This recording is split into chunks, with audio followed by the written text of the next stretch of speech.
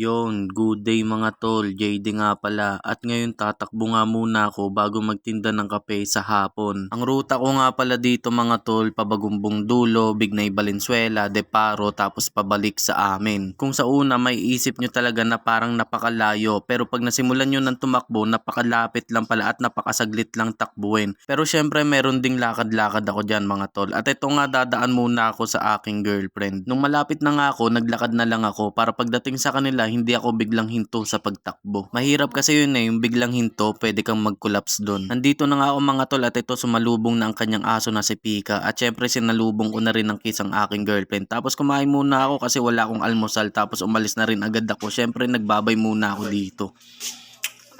Tumakbo na nga ulit ako dito mga tol at nasa Deparo na ako niyan. Halos 1 oras din yung ruta ko na to. Nung malapit na nga ako sa amin, palubat na yung cellphone ko. Sakto nakita ko dito si mama. Kaya sinamahan ko na lang siya mamili. Hanggang sa muli mga tol. Whoop whoop!